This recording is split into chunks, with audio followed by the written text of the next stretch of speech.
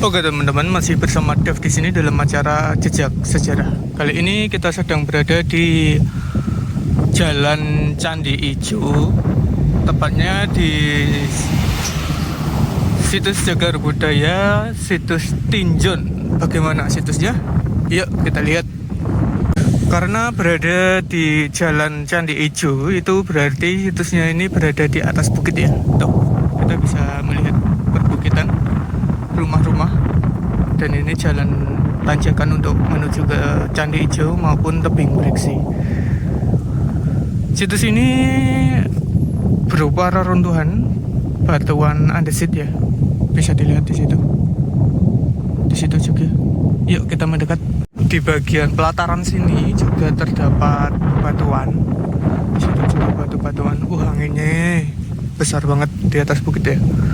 Di sini juga batuan, dan dari sudut-sudut yang lengkung-lengkung inilah diyakini bahwa situs ini itu merupakan stupa kuno. Jadi bangunan stupa yang cukup besar yang ada di atas perbukitan, sama seperti Dawang Sari, namun ini kondisinya tidak terselamatkan ya.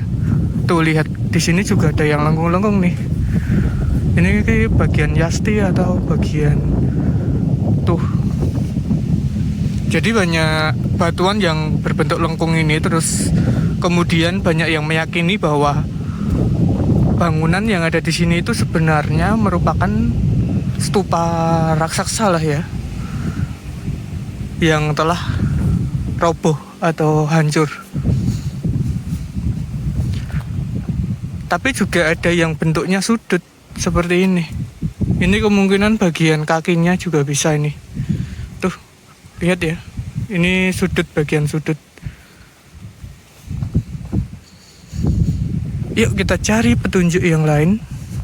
Siapa tahu kita bisa menguak ini sebenarnya bangunan apa. Di sini juga ada yang lengkung lagi. Ini lengkung-lengkung ini. Banyak banget ini yang lengkung. Ini bisa jadi di posisinya itu diginiin ya. Jadi melengkungnya itu ke bawah gitu. Itu juga lengkung-lengkung. Nah, posisinya seperti ini lah, teman-teman. Ini kan kunciannya ada di atas nih. Ini kuncian ada di atas. Itu juga ada seperti cekuan gitu. Kita ke monumen situs yang aslinya seperti apa. Sehancur ini. Lihat tuh, sampai nggak beraturan ini juga di sini. Di sini juga, walaupun nggak beraturan seperti ini, tapi ada bagian yang tertimbun, tapi masih bisa kita lihat bahwa itu bagian tembok. Tahu kan? Tuh. Ini robohnya itu seperti kesini gitu loh. Soalnya batu-batuannya itu masih ada di bawah-bawah sini. Jadi di bawah kaki kita ini masih ada batuannya. Tuh lihat, itu batuannya. Itu juga batuannya tuh. Ini juga. Batuannya ini campur dengan tanah, campur dengan seperti sengaja dikubur gitu loh. Enggak longsor juga, soalnya ini berada di termasuk di atas ya.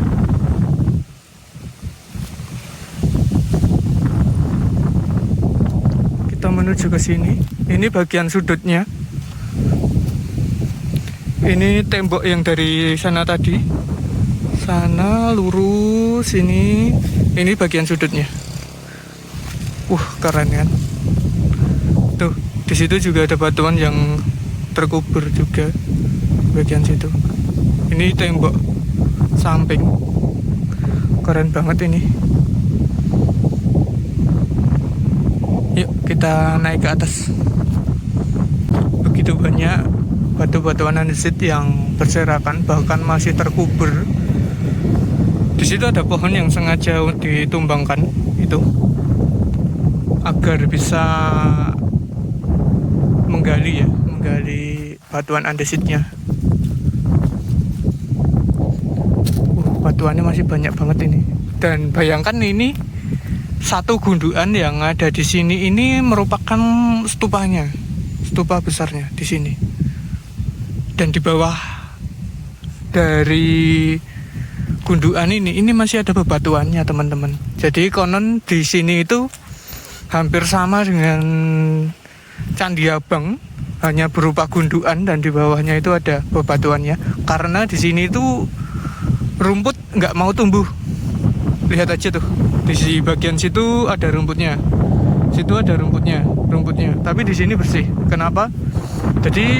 Jadi para peneliti dari BPCB itu meyakini bahwa di bawah sini ada struktur batuan yang cukup besar sehingga membuat rumput-rumput itu sulit tumbuh di bagian atas ini. Contohnya seperti ini batuannya, bener-bener bersih ya. Kemungkinan juga dirawat juga sih.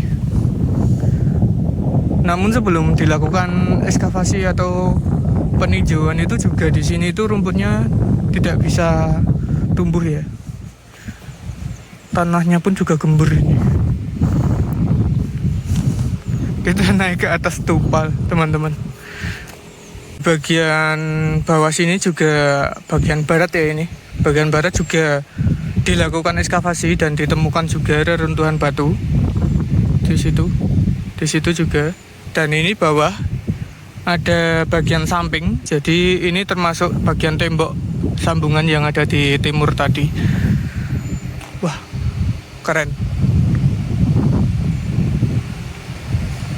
Temboknya ini berbentuk persegi ya. Bentuk persegi. Dan itu pusatnya itu bukit ini. Di sini juga ada bagian tembok yang sudah dicoba rekonstruksi. Kita lihat-lihat lagi yang lain. Yuk.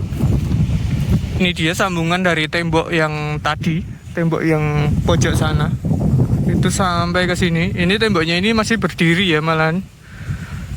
Namun condong ke bagian barat gitu.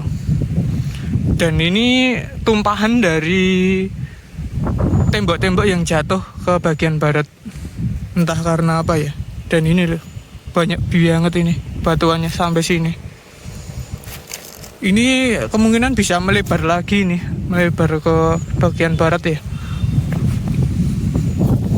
Ada patok-patok pembatas. Ini kemungkinan mau dilakukan ekskavasi lanjutan karena di sini ditemukan tembok yang cukup luas ya.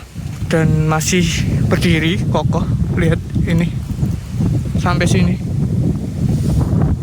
Di situ ada galian lagi, kita lihat yuk. Anginnya, ya ampun, bocor ini nanti suaranya. Kita udah ada di pinggir jurang langsung, jadi anginnya agak sepoi-sepoi banget ini. Lihat ini bagian tembok yang paling pojok. Dan ini ada batuannya di sini. Tuh, masih utuh. Ini berarti bener ya mengelilingi. Kalau di kesana kita gali itu mungkin bakalan ada tembok lagi yang mengarah ke sana. Yuk kita lihat-lihat lagi yuk. Disamperin bapak-bapak coy. Takut ini aku. Nah, bagian yang paling meyakini bahwa ini merupakan stupa adalah bagian sini nih. Tuh, ada kemuncak-kemuncak bentuk stupa kan. Tuh, lihat. Itu juga agak kecil-kecil sih, tapi itu sudah meyakini bahwa di sini itu ada stupanya. Dan aliran agamanya itu jelas budaya. Tuh, bundar-bundar seperti ini. Berarti kan kemuncaknya banyak ini. Ada ukirannya juga di sini. Keren sih ini. Kita mau ambil foto dulu buat thumbnail. Di bagian sini juga ada ukirannya. Jadi ini bukan hanya stupa ya, mungkin ada bagian kakinya itu ada ukiran-ukiran gitu. Ini juga ada pelipit-pelipitnya. Ini ada gunungannya. Atau ini bisa jadi bagian di temboknya. tembok keliling yang tadi kita lihat. Kita lanjut lagi di bagian tepi sini juga ada ini bekas galian. Ini merupakan sambungan dari tembok yang di 4 sisi itu tadi ya. Ini meluap sampai ke sini, padahal temboknya ini cuman sampai di sini batasnya. Tuh. Jadi ini keempat sisi dari temboknya ini memang sudah dicoba digali, dan itu juga masih berdiri kokoh di bagian situ. Ini lurus gini ya. Wah, keren sih ini. Jadi kemungkinan ukiran-ukiran tadi itu berada di atas temboknya ini, di atas pintu masuk ada semacam ukiran dan stupa gunungan itu juga. Dan stupa utamanya itu ada di tengah perbukitan ini. Itu kenapa bentuknya gundukan. Namun lagi-lagi ya, ini merupakan masih dalam tahap apa ya namanya ya, aku lupa sih. Ya angan-angan lah ya, masih ini mungkin stupa nih, jadi cuman masih tebaan saja dari temuan-temuan yang sudah berhasil diselamatkan. Tapi yang jelas sih ini bernafas agama Buddha, jadi mereka sih juga nggak terlalu gimana ya,